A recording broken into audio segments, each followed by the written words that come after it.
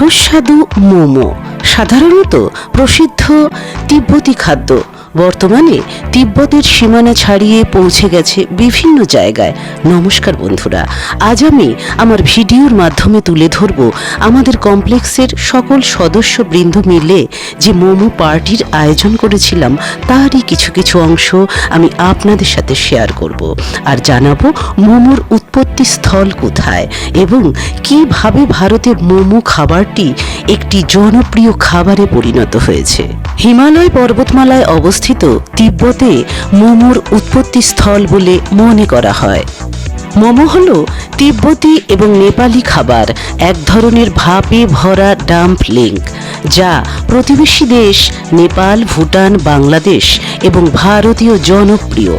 বেশিরভাগ তিব্বতী মোমো জিয়াওজির মতো অর্ধচন্দ্রাকার আকৃতির, অন্যদিকে নেপালি মোমো সাধারণত বাওজির মতো গোলাকার হয়।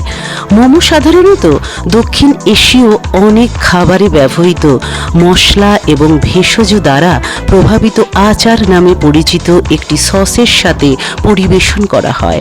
মোমো এই তিব্বতী শব্দটি চীনা শব্দ মোমো থেকে নেওয়া হয়েছে।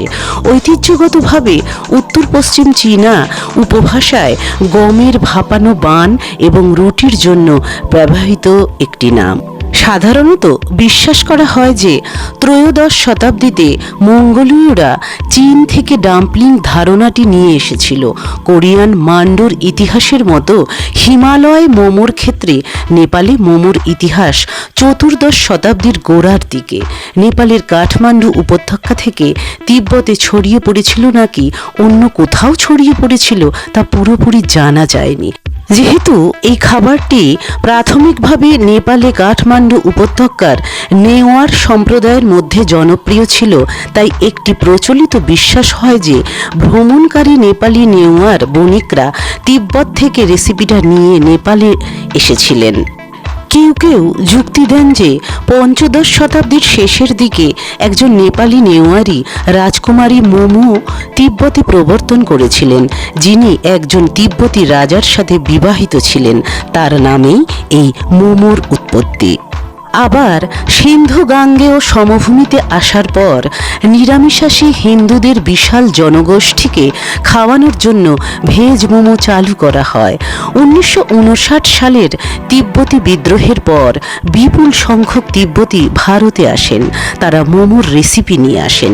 আবার মনে করা হয় যে নেপালের গৃহযুদ্ধ নেপালি প্রবাসীদের ভারতে জীবিকা নির্বাহের জন্য তাড়িয়ে দেয়, যা ভারতের দক্ষিণাঞ্চলে বিশেষ করে চেন্নাই বা ব্যাঙ্গালোর শহরে হিমালয় স্টাইলের মোমোর প্রচলন আরও বাড়িয়ে তোলে। উল্লেখ্য যে 1959 সালে যখন চীনারা এই অঞ্চল আক্রমণ করে তখন নির্বাসিত তিব্বতীরা ভারতের বিভিন্ন স্থানে বসতি স্থাপন করে, যার মধ্যে রয়েছে ধর্মশালা, সিকিম, লাদাখ, দার্জিলিং, কলকাতা, দিল্লি এবং অনেক মহানগরী। আর মনে করা হয় যে এই সমস্ত মহানগরীতে তারাই মোমোর উৎপত্তি ঘটিয়েছিলেন। এখন জানা যাক মোমো মানে কি। উত্তর পশ্চিম স্থানীয় ভাষায় মোমো শব্দের অর্থ রুটি, মো শব্দের অর্থ ময়দা থেকে তৈরি বস্তু। আবার বলা হয় নেপালি শব্দ মম থেকে মোমোর উৎপত্তি। নেপালি ভাষায় মম শব্দের অর্থ হল স্টিমের সাহায্যে রান্না করা। আবার এটা বিশ্বাস করা হয় যে মোমোর উৎপত্তি তিব্বতে এবং কাঠমান্ডু উপত্যকায় বসতি স্থাপনকারী তিব্বতীদের দ্বারা নেপালে প্রবর্তিত হয়েছিল। সময়ের সাথে সাথে মোমো নেপালি রন্ধন প্রণালী এবং সংস্কৃতির একটি অবিচ্ছেদ্য অংশ হয়ে উঠেছে। মোমো স্যুপকে নেপালি ঝোল মোমো বলা হয়ে থাকে। এটি একটি নেপালি স্যুপ যা ঝোল আচার নামক একটি মশলাদার সবজি ও মাংসের ঝোলের মধ্যে মোমোর সমন্বয় থাকে।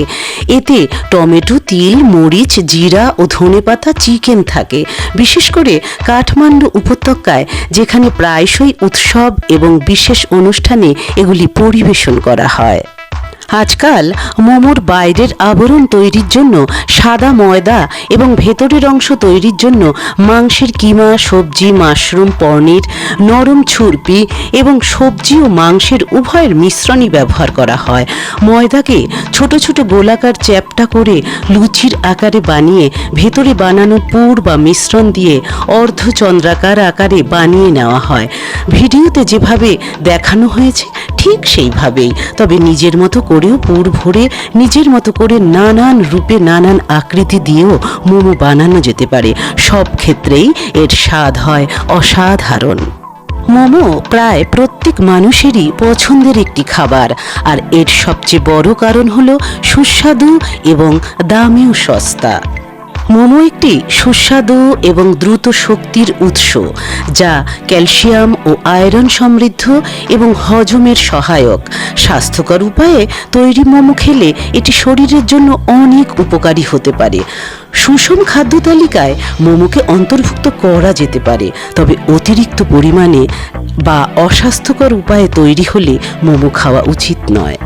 আজকের মতো বিদায় নিচ্ছি বন্ধুরা, আগামীতে নিয়ে আসবো নতুন কোনো ভিডিও।